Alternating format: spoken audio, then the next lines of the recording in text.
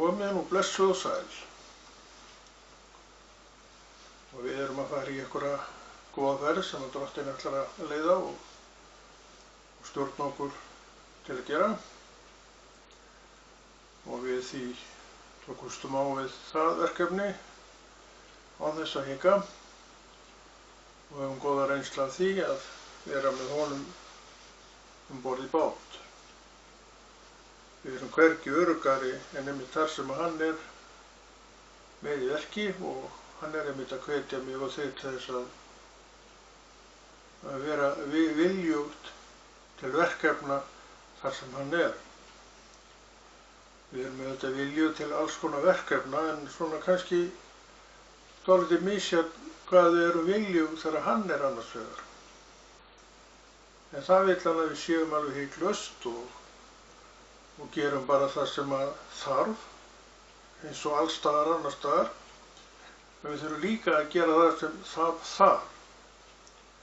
Við erum kölluð til ákveðinna verka og köllun er í raun ákveðið vinnuframlag sem að ætlast er til að mér, sem að Drottinn er með fyrirbúið, sér að sé gert, en skipar engum neitt. Hann er ekki maður sem skipar, en hann leggur fram beiðni verkefnið og svo setur það bara á mitt vald að hlýða því eða hlýða því ekki. En ef við hlýðum því, þá kemur blessun frá honum vegna þess að blessunin, hún felst svo mikið í því að gera vilja Guðs og hlýða vilja Guðs og þetta er eitt af því sem að ég og þú við reynum þegar við erum á þessum akri að þannig er þetta. Og við oft á tíðum förum af stað bara til þess að fá þessa blessun og þessa væntumþykju og elsku hans yfir okkur fyrir það að við erum að gera það sem við vorum beðin um. Það megi nú ekki bara kalla það sitt skylduverk því að það fylgir því ákveðin skylda að vera kölluð manneskja af Guði. Það er svona ýmislegt sem við þurfum að brjóta til mergjar til þess að draga upp úr því það sem þetta er. Og þar er ég alveg jafn hæfur eins og þú alveg eins hæfur og hæf eins og ég. Ég er manneskja, þú ert manneskja, þú ert með heilagan anda Guðs í þér, alveg eins og ég. Og ef ég get það í Jesú nafni, þá getur þú það líka, hver sem þú ert. Þannig að við bendum ekki á fólk sem eitthvað hæfar öðru fólki til þess að gegna Guðs þjónustu. Þú ert þessi manneskja. Ef ykkur er hæf, þá ert þú það.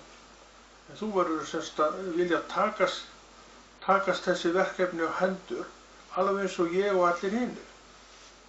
Og ef ég semst að geri það ekki, þá er skarð fyrir skildi því að hver ætlar að hlaupa í mitt skarð. Við þekkjum nú hvernig þetta er á þessum ágæta akri að það eru nú bara ekkert margir sem eru tilbúnir til að hlaupa í neitt skarð. Þannig að það er bara kannski best bara að gera þetta sjálfur sem að manni snýr og vera ekki með neinar vífilengjur á því. Og við vorum að tala um það áðan að það fylgir því blessun að gera verk Guðs og Drottinn biður engan um eitthvað léttvægt verk. Hann biður um verk sem að hann vill að við sinnum, gerum, vegna þess að það er mikilvægt verk eins og öll önnur verk sem að Drottinn setur niður, hann lítur á það sem mikilvægt. Hann eys aldrei í botnlausa tunnu eða hriplegt fat. Það gerir hann ekki. Hann setur þetta niður þegar orðið er tipp-topp. Það er svo merkilegt að pæla í því. Það er svo margt sem er svo merkilegt við Guð, sem er svo algjörlega andstætt öllu því sem við þekkjum. Og það er eitt af því sem að hann gerir. Það er þessi fullkomleiki. Þegar hann ýtir einhverju á flot, þá skulum við vita það að það er fullgert. Og ekki bara fullgert, þetta er gert til þess að gera einhver ákveðið viðvik í Guðsríkinu til þess að soga að sér fólk, því hann leggur net til þess að veiða í fólk, ekki fisk, þetta er fólk. Og þessi net eru jafn mörg og við erum sem við erum að boða. Og ef ég fyrir ekki að dreg mitt net, eða legg mitt net, þá líklega held ég að þú munir ekkert gera það. Þannig að við erum með þetta svolítið upp í erminni það sem við eigum að gera, og það allt í lagi. Það bara ekkert að því. Við erum bara manneskjur sem þurfum að sinna ýmsu, og ég þessu og þú hinnu, og við gerum það með reisn, með sem annað ekki að ræða. Þetta fylgir köllunni. Og það ég búinn að sjá að það best að leyfa Drottni að stýra og stjórna. Vilja hann setja mann í smá frí, þá gerir hann það, og hann sýnir mér alveg hvað í gangi. Ég hef ekki verið við þetta núna síðan í nóvember, endaða nóvember, og ég að byrja aftur núna í byrjun janúar. Og núna finn ég að það er komið tíma á þetta aftur, en þessar vikur þarna á undan, ég fann ekkert að ég ætti neitt að fara í þetta. Svona er Guð. Ég vissi það hins vegar að þetta var ekkert búið. En hann einhvern veginn bara leyfir þessu aðeins að detta niður stund. Kannski til þess að hlaða batteri í þessum, ég veit það ekki, maður er nú svo sem ekkert aðgerðulega stóma sig ekki við þetta. Ég er í fullu starfi allt árið kring, þannig að maður fer þá bara í eitthvað annað á meðan. En svo, náttúrulega, að því maður þekkir Guð, þá býður nú kannski of mikið að segja að maður sé að býða eftir þessu. En ég veit að einn daginn, þá fer þetta af stað. Og nú er það byrjað aftur, og ég er komin á flug með þetta verkefni, að tjá mig Guðs orð. Ég veit að þetta er blessun fyrir hann og hana sem að heyrir. Það er nú bara þannig, og ég veit ekkert hvort þetta dragi eitthvað til trúar, ég veit bara ekkert það. Ég veit að Drottinn er með það allt saman upp á punkt og prik, og ef hann vill þá lætur hann mig vita af því, en ég er í sjálfu sér ekkert að biðja neitt það. Það sem ég er að gera í raun og veru er bara, ég er að sinna mínu verki. Því leyti til hefur maður gætt skyldu sinna. Og ég veit ekki með þig, ég veit ekki hvernig þú vinnur þetta, en ég hef gert skyldu minna, og ég get því hvatt þig til þess að gera skyldu þína, og annað, eins og vorum að tala líka, hver á að gera það ef þú gerir það ekki. Við sjáum að hvert og eitt okkar er mikilvægt, og svo förum við aftur í þá sálma sem við vorum líka að tala að við vitum það er mannekla til starfa í Guðs ríkinu. Það er mannekla það. Fullt af fólki sem er trúað fólk og fullt af fólki sem geti gert heilmargt, en það er ekkert allir sem eru að sinna þessu. Og ég segi það, við sem erum í aksjóninni, við skulum gera svo vel að taka okkur það taki að gera það sem við vitum að við eigum að gera. Við getum hvatt bræður og systur til saman, en við getum ekki gert neitt meira en hvatt. Alveg svo Drottinn skipa mér aldrei. Hann hefur aldrei skipað mér, en hann hefur oft komið með beiðni til mér. Og ég er farin að þekkja það vel að ég veit þegar hann er að láta vita af sér, þá vaknar eitthvað upp í hjarta mínu að ég er að fara að gera þetta og heitt. Þekki það, hef oft gert það, en það liggur niðri, og ég finn ekkert að ég er að gera það eins og ég var að tala um. Og núna er ég komin aftur í gang, af því Drottinn er núna búinn að trekkja mig upp. Eins og ég sagði líka, ég vissi alveg að þetta myndi byrja aftur. Ég var ekkert að efast neitt það og var ekkert að örvænta. Þannig að vitið það að vera í Guði, þá ert þú ekkert að örvænta eitt eða neitt. Þú ert bara að sinna þínu kalli, þínu köllun, af því þú elskar Jesú. Af því þú elskar Jesú, þá viltu líka gera það sem þú veist að hann er að biðja af því að þú elskar þennan einstakling. Og svo ertu náttúrulega á fínum launum. Brutast og það allt. Hver eru launin? Þau liggja meira en allt annað í því að þú ert blessuð manneskja. Þú finnur gleðina sem kemur að því að gera þetta, af því þú ert að gera þetta. En ef þú ert alltaf að hunsa þessi verk, þá finnur aldrei þessa gleði. En þegar þú ferðast þá finnur þú þessa gleði, því að Guð er bara Guð. En það er ekki alltaf í öllum tilvikum nóg þess að menn haldi áfram. Því að við erum svo mikla tilfinningaverur, við erum svo sveiflótt í tilfinningunum að tilfinningarnar bálast upp í okkur. Og það er svo margt sem við erum að láta angra okkur. Ég þekki þetta allt, ég er manneskja eins og þú. Stundum finnst maður ekki fá mikið þakklæti, það er eitt. En þetta er eitt af því sem maður er alltaf meira og meira að deyja. Og reyndar er ég hættur eða kannski hef ég aldrei gert það. Ég er nú kannski ekki endilega sú manneskja sem bíða eftir því að fá þakklæti. Það hef ég aldrei gert. Þannig að mörgu leyti er maður varinn og bak á brjóst og var varinn og bak á brjóst bara lífinu sjálfu áður maður kynntist Jesú. Maður læriði ýmislegt þar. Og maður er að nota það þegar maður kom í Guðsríki. Það er kannski einkennilegt að segja þetta svona. Það er ekki allir að vera svo góðir þar og yndislegir og sætir og fallir, það hélt ég. Það var nú eitt af því sem ég komst að nú aldeilis ekki. Og ég raun og veru, svona ykkur að segja, samtidig tekið, þá sé ég ekkert mikinn mun á því að vera í Guðsríkinu með þessu fólki. Guðsríki er náttúrulega stórkostlegt, en með þessu fólki sem er þar. Því þetta eru bara menn og konur eins og ég og þú. Stundum er þetta ekki allt og glatt þetta fólk og stundum er það ekki heldur. Og stundum þegar maður er ekki glaðasti maðurinn í hópnum og þá er enginn til að kannski uppörfa mann eða hvetja mann. En samt er þetta besti hópurinn sem ég hef verið með vegna þess að ég veit hvaða grunn það hefur. En Drottinn segir sjálfur og ég veit og þú tekur undir það með mér, það er enginn fullkominn. Þannig að við erum hægt að fæla í fullkomna manninum og fullkomnu konunni því við vitum að við munum ekki finna þetta fólk. Og það hef ég nú gert og þess vegna stend ég nú af mér alla storma og gerir brosandi. Það er ekki engin uppgefið mér, ég get alveg lofað þér því. Að ég hef sem sagt sá það að það var ekki svo mikill munur á þessu og að vera bara út í storminum.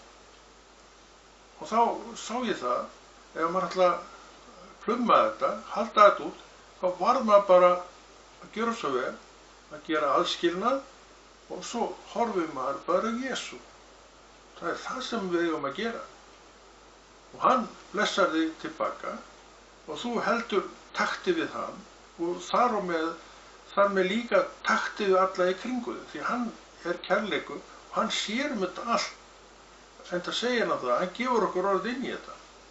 Leitið fyrst ríkis míns og réttlætis, þá munið þér veitast allt þetta að auki. Og þarna, þessi minn skilningur á þessu er, þú mátt gera eiginlega hvað sem þú vilt. Það er ekki málið, en leitaðu hans ríkis fyrst og réttlætis. Og það sem þú gerir að auki, að þú sér það að það hlýtur með einhverjum hætti að vera byggt á einhverju réttlæti líka. Þannig þú leitar ekki ríkis Guðs og réttlætis og ferð svo út að stela eða berja. Þá ert þú aldeilis ekki að skilja þetta rétt. Og ég veit að maður sem í raun og veru leitar Guðs ríkis fyrst, að hann fer ekki með sjálf og sér þangað, þannig að við sjáum að hvað er að ræða. Við getum ekki gert bara einhvað þegar við leitum Guðs ríkis fyrst, þá er það vegna þess að við erum í raun að leita okkur eftir einhverju leiðsögn inn í daginn. Og Drottinn hvetur okkur til að stela ekki. Og svo framvegis. Við höfum að vera góðar manneskjur. Við höfum að vera réttlátar manneskjur. Og við erum það. Það get ég sagt þetta kristna fólk. Að þetta er réttlátt fólk. Svona, já, ég held að þetta sé mest allt, ég þekki náttúrulega ekki alveg út og inn alla kristna menn, en ég veit að svona oft á tíðum er í skapi þessa mannákvæmna ekkert alltaf neina fyrirmyndir. Þarna komum við aftur á því sem er lykilatriði að við erum ekkert að horfa á þetta. Það er svo langt síðan ég hætti að vera að horfa á þetta. Ég þarf ekkert annan að benda á sjálfa mig. Ég segi, hinir er ekkert öðruvísi heldur en ég. Stundum er ég að glíma við skapsmunið og það sé nú kannski ekkert endilega mín akkilísarhæll að vera mikið þar. En maður er stundum svona upp undir það að vera, já, það byrjar á Ég veit að þú þekkir ekkert svoleiðis. En af því að við erum fólk, sjáum við ekki hvers vegna Kristur kom. Hann kom til þess að halda utan þessa manneskju til að hún haldi áfram að vera guðleg manneskja. Hann vill að við birtum sig í gegnum okkur. Og sá sem birtir Krist, hann er ekki að stela, hann er ekki þjófur. Hann gengur ekki með veggjum og leitast hvar hann geti gripið næst. Hann er ekkert þar. Ef hann vantar eitthvað, þá fer hann bara að kaupa það. Og það hef ég líka séð, að Drottinn lætur maður hafa peninga til þess að maður geti keypt það sem maður þarf. Ég hef líka vitnað um það, og ekki svo sem maður vitnað um það aftur, að ég tíma var manneskjan sem ég lét tala mig inn á það. Ég segi það nú bara alveg svo er. Maður er náttúrulega, það er hægt að tala mig til alveg svo þig. Og ég tíma var að fara inn á þessa markaði sem var hræódýrt eða gefins eða hvernig það var og nota þetta. Að þessar flíkur fyrir utan það kostuðu nú ekki lítið. Nei, það kostuðu mjög lítið. En flestar af þessum flíkum, þetta var bara drasl. Þetta litu ágætlega út, en þær fóru þangað, einhver gaf þetta, hann var kannski búinn að nota þetta í mörg ár og var leiður á flíkinni, en sá hún var alveg heil. En svo kom ég og fékk hana fyrir kannski einhverja krónur. Og eftir 1 ár eða hálft, þá var þetta bara ónýtt. Þetta var á síðustu metrunum þetta var gefið. Og ekki svo að skilja að manneskjan hafi ekki gert þetta af góðum hug. En þetta endist, þetta var ekkert að endast neitt. Það var nú eitt af því sem að ég eiginlega gafst upp á þessu. En auðvitað var útslagið með það þegar Drottinn sagði það við mig og spurði mig, heyrðu, akkur heldur þú að ég hafi verið að láta þér hafa peninga? Það var til þess að þú keyptir þetta sjálfur sem að þú þarft. Við skulum leyfa bara þeim sem eigi ekki peninga að fara í þessar verslanir þar sem er gefins eða mjög ódýrt. Og ég bara tók við þess og ég lagði þetta niður og síðan hef ég keypt minn fatnað og minn skófatnað og allt sjálfur. Ég hef aldrei farið inn í þessar versli eða þessar hjálparstofnanir til að fá mat. Það bara kemur ekki til greina að ég geri það. Drottinn skaffar mér. Hann ætlar ekkert að skaffa mér þannig að hann gefi mér þetta. Nei, hann setur þess að ég eigi peninga og ég kaupi þetta. Þetta voru skilaboðin til mín. Svo fyrir utan það, þá kenndi hann mér nú bara hreinlega að fara með peninga. Ég kunni ekki að fara með peninga, eða ég kunni alveg að fara með peninga, en ég var fantur með peninga. Ég reyndar það nú að passa mig svolítið að eyða ekki og miklu enn þann dag í dag, en ég fer samt aldrei yfir strikið. Og ég geri það, ef ég á fyrir því, þá hugsanlega kaupi ég það, en ég tek það ekki á lánu, það kemur ekki til greina. Ef ég þarf eitthvað dýrar en ég ræði við svona mánaðarlega, þá verð ég bara að leggja til hliðar og ég hef oft gert það og síðan hef ég eignast þetta og hitt sem að ég hef þurft á að halda. Því að ef þú ert til að mynda í svona verkefni, vídeóverkefni, og þá eru þetta ekki ódýrustu tækin sem þú kaupir. Þau þurfa að vera góð. Og góðar vídeóvélar kosta mikið, en ég er líka að sjá það, ég er nú reynda kannski að tala meira en ég þekki, því að ég er núna að endurnýja vídeóvélarnar mína og ég er með svona, ódýrari vélar, öðruvísi vélar, en mér sýnist þær vera alveg að skila sínum árangri, en eins og ég segi þá hef ég ekki neitt sérstaklega mikla reynslu af þeim, en eins og sýnist mér að þetta sé alveg að ganga. Og það náttúrulega skýrist að því að allt hefur tilhneigingu til þess að lækka í verði. Þetta er alveg himinhrópandi verð á tækjum þegar þú komin fyrst, við þekkjum þetta. En svo hríðlækkar þetta vegna fjölda framleiðslunnar sem er á. Ég man alltaf eftir því þegar ég sá mitt fyrsta vídeótæki sem öll heimili svo fengu og það var engin maður með mönnum sem ekki áttu vídeótæki og tæki alveg vilt og galið upp úr sjónvarpinu þó það væri bannað.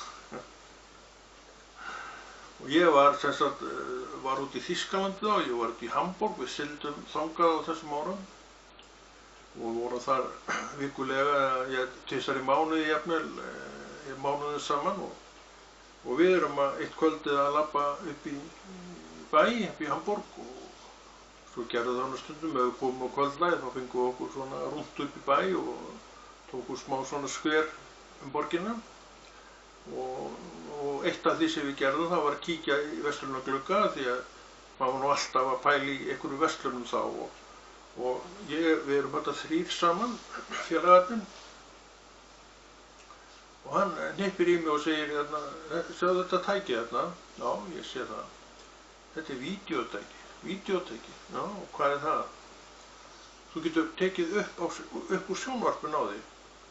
Ég horfði á hann og, já, það komið svo, þið farin að gera það líka? En ég man alltaf eftir því að verðmiðin bara, vá, maður alveg fraus. Maður sá að maður myndi ekki eignast þetta tæki neitt á næstu. En þá vissi ég ekki neitt um það að það væri komin einhver tækni sem að gerði bara venjulegum Pétri og Páli kleift að taka myndefni upp úr sjónvarpinu.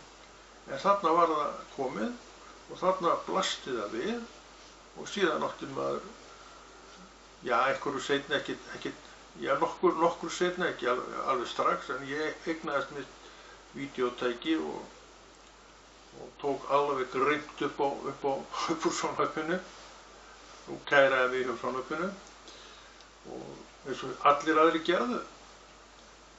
Það var, ef maður ætlaði að horfa á vídeó þá gat maður leigt spólu nú eða tekið það upp og maður gerði það, eða gerði bæði, tók upp og svo leiði maður. Já, reyndar var ég nú aldrei neitt mikið í þessu en ég átti þetta og notaði þetta svona svolítið og þegar við vorum til að mynda þess að við förum aðeins út í það, þegar við vorum að byrja í þessum upptökum okkar, eins og við erum í dag, þá vorum við með VHS spólur, já, litlar vélar, og þetta var allt saman unnið á vídeó, tape.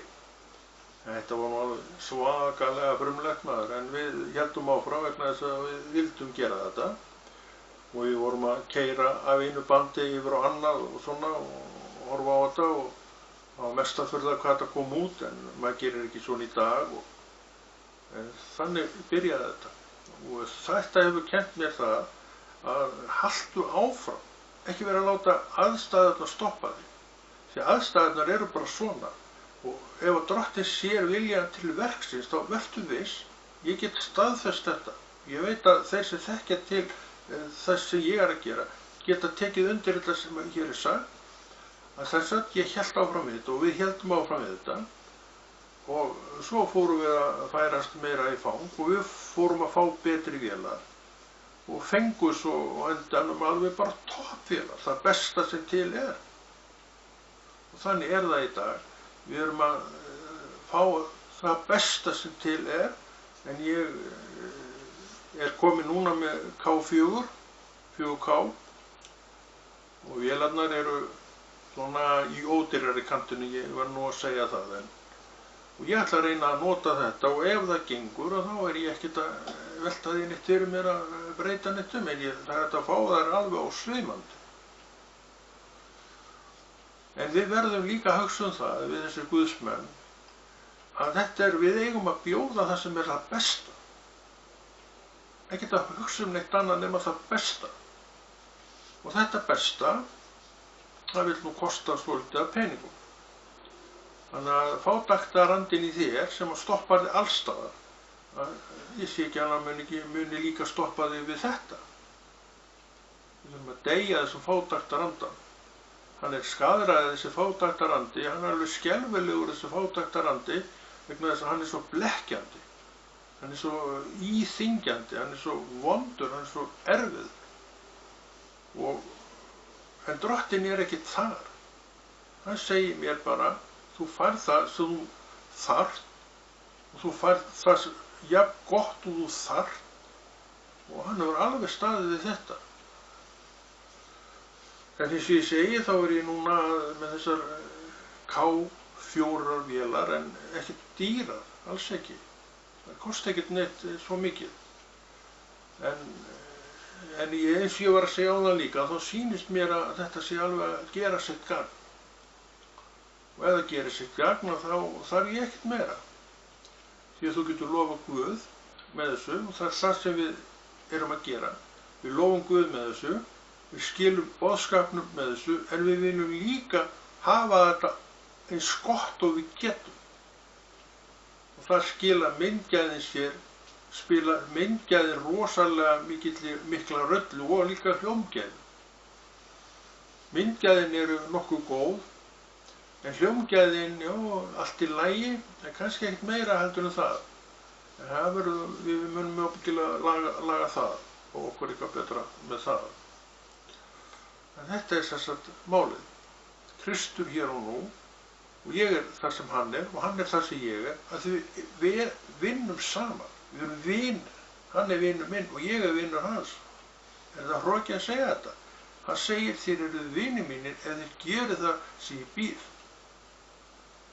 Þetta segir hann. Ger ég það sem hann býður? Ég hef gert það, já. Alltaf. Alveg sem ég kynntist svona fyrst, þá hef ég gert það sem hann býður. Og ég ætla ekki að hætta neitt með það. Ég kann vel við að gera það sem hann býður. Ég veit ekki með þig, en ég vil hvetja þig til þess að treysta Guði og gera það sem hann er að kalla þig til, eins og voru líka að tala um hérna í upphafi. Ef þú gerir það ekki, þá engin hætta á því að neitt hlaupi í skarðið. Þú veist að þetta er svona. Þú veist alveg jafn vel og ég að það er mannekla í kirkjunni til starfa. Það er ekki menn með uppréttar hendur leið og kemur kall um það að það þurfa að gera þetta eða hitt. Menn bara eiginlega krumpa saman og leka niður í sætin því að þeir vilja helst ekki taka að sér neinn verkefni. Akkur er það svona? Hver veit það? Hver veit það?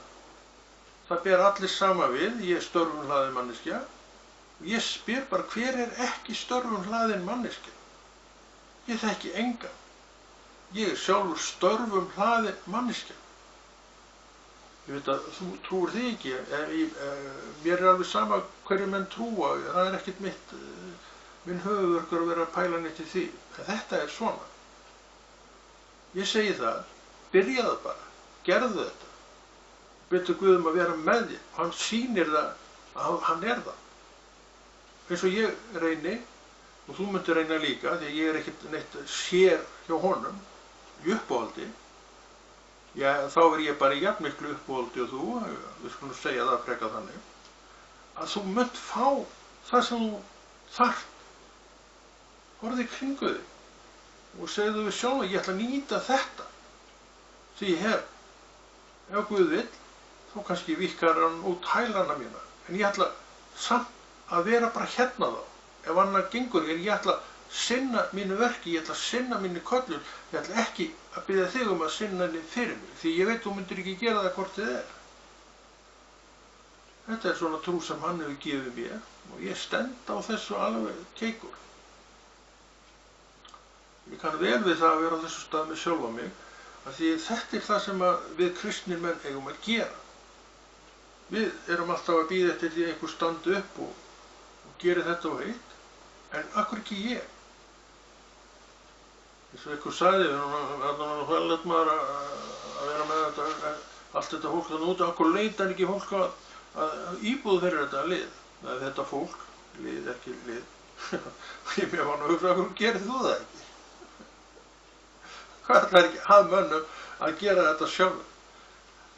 Að þeir segja bara, já, ég hef ekki ráð til þess, en einhver annar á þá að hafa einhver ráð til þess sem ég hef ekki. Það er ósanngjarnt. Ef einhver getur það, þá getur þú það líka. Ef einhver getur boðað Guðsvörn, þá getur þú það líka. Því þú ert bara manneskja. Ekkert minna öflug manneskja eða máttlaus manneskja en hver sem er. En máttlausasta manneskja, hún getur farið og boðað Guð. Og mörgum margt máttleysið hefur nú boðað Guð í gegnum tíðina. Þannig við þurfum að deyja þessum afsökum og tala svona afsökuð grófasta afsökunin að já, ég nú ekki maður í þetta. Þetta annað orðið yfir það, ég nenni því bara ekki. Ekki einhver annar til í að gera þetta. Við þurfum að drífa okkur upp. Við þurfum að rífa okkur upp á, það reyndar ekki hár til að toga í hér, en sumir geta rífis upp á hárinu. Og það oft þörf á því, minn kæri vinnar, að rífa sig nú upp á hárinu og sparka svolítið í þannig feita sem við setjum allt of mikið á. Þegar verkefnin úti. Drottinn segir, akrarnir eru hvítir til uppskeru, en verkamenn fáir. Þetta hefur ekkert breyst. Þess vegna alltaf skarð fyrir skildi þegar einhver heltist úr lestinni. Hann nennir því ekki eða hvernig sem það er. Það enginn til að fara í þetta skarð. Af því það mannekla. Það vantar fólk. Ég held, krakkar mínir, að þetta hafi alltaf verið svona í þessari blessaðri kirkju. Við sjáum þetta hjá Páli, og hann nú fyrirmyndin okkar allara. Hann segir að hann nefndi þetta nokkur nöfn og sagði þessa menn, þeir eru farnir frá mér. Svo var einhver einn sem var eftir hjá honum. Hvað voru þeir margir þegar voru flestir? Ég veit ekkert það, kannski tugir manna. En svo allt í einu, þeir farnir. Og þetta náttúrulega, að því menn eru samviskusamir, margir trúaðir menn eru líka mjög samviskusamir, að þeir bara bæta á sig. Þess vegna þetta þannig að það gerist alveg ótrúlega margt inn í söfnuðunum og í kirkjunum af örfáum mönnum og konum. Þetta fólk sem í þessu, það telur ekkert eftir sér að gera þetta. Það bara fer í þetta því það orðið vant að gera þetta. Þess flestir koma, þeir setjast bara á bekkina sína og fá sér kaffisopan eftir stundinu og svo þeir farnir. Svo sjást þeir ekkert meira. Maður svo sem að geta að dæma þetta, maður veit bara af þessu og kannski vildu við, já ég ekki, veit allt um það, að flestir þetta vildu að þetta myndi breytast, en hver breytir þessu? Og ég breyta þessu fyrir þig? Nei, þú þarft að breyta sjálfum þér. Ég breyti sjálfum þér. Og núna ég bara í þessu, ég búinn að vera í þessu, já, á fullu í yfir 20 ár, 23 ár minn kæri vinnur. Í raun og veru ég búinn að vera á fullu í þessu síðan ég frelsaðist 1989. En ég var á atvinnumarkaðinum auðvitað þá og í 10 eða 15 ár eftir það. En núna ég ekki á atvinnumarkaðinum, ég lít nú ekki á mig sem atvinnulausan mann og núna ég komin á þann stað, heiðursætið, að ég orðinn ellilífeyrisþegi. Ég kann herði það. Og ég ætla að segja þér það, ég ætla ekkert að kvart undan ellilífeyrunum mínum, ég finnst það alveg ágætt.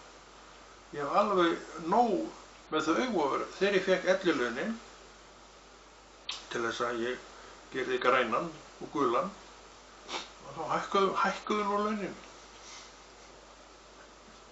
Flestir tala að svona sem að þetta er ekki upp í nös og ketti maður. Það sem ég var með áður en ég fekk þau þá má nú kannski segja að hafi ekki verið upp í nös og ketti. En þetta lét maður sér nú hafa alveg þangað að maður fekk þessi yndislegu eftirlaun frá hinu opinbera. Og það er þannig að við búum nokkuð vel. En svona má vist ekki tala því að maður á að vera með grátkórnu sem að grætur hvað hæst hvað þetta sé nú erfitt að vera ellilífeyrisþegi, ekki ná vanþakklæti og ég veit ekki hvað og hvað. Það hefur enginn sýnt mér neitt vanþakklæti. Ég hef ekki sýnt neitt vanþakklæti heldur. En þetta er staðan. Í raun og veru, kæru vinir, maður dáinn öllu svona. Ég tek engan þátt í neinu svona. Ég vil bara boða Jesú. Ég vil lifa lífinu núna. Og þess vegna ég að boða Jesús, hann er lífið. Ég tek engan þátt í umræðinu það sem svona hæst ber og baugi. Ég bara nenni því ekki. Ég vil lifa lífinu. Ég vil lifa með Drottni. Ég vil vera það sem hann er. Og ég þekki Jesús. Og ég veit að ef þú þekkir hann þá tekur undir þetta allt. Annað er síðan hvort þú hafi eitthvað verið að stússast í kringum þetta, það er allt annað mál. Það er eitthvað sem að þú þarft að gera upp við þig sjálfur og ég hef ekkert að segja. Þetta er það sem að mér langar til þess að tala við ykkur, kæru vinir, og þegar maður er svona að keyra sig upp í gamla farið að ræða nú svolítið orð Guðs og það nú er jólin búin og jólasveinar allir farnir til fjalla, þeir sjást ekki lengur, fyrst í skóinn. Ég fekk ekki skóinn núna, ég fekk í fyrra, held ég, kaffibakka. Ég vaknaði á kaffipakki í skónum minn. Djók. Jólasvein. Hann liði með okkur alveg eins og okkur árköttur. En við þegar við vorum börn og trúðum á hann, alveg sannfærður að það sem kom í skóinn, það var frá honum. Við veitum meira núna. Þegjandi samkomulag það að láta nú börnin ekki vita af því. Ég held að það hafi ekki skadað nokkurt krakka. Ekki útskýrði neitt fyrir mér hvað það var engin jólasveinn. Ég bara komst að sannleikanum sjálfur. Svona þegar aldurinn kom yfir mig. Ætli maður hafi ekki verið búinn að átta sig á því þegar maður kannski 8-9 ára eða 10 ára gamall. Maður hafi ekki þá verið búinn að átta sig á því að hann væri nú kannski svona, eitthvað annað en ég hélt. Þannig að við þurfum ekkert að hafa neinar áhyggjur af þessum jólasveinum. Svo fyrir þetta það þeir oft bara óskemmtilegir. En við segjum þetta gott og Konráð núna fyrir þess að þakka fyrir sig og heldur þessu góða verki Drottins áfram.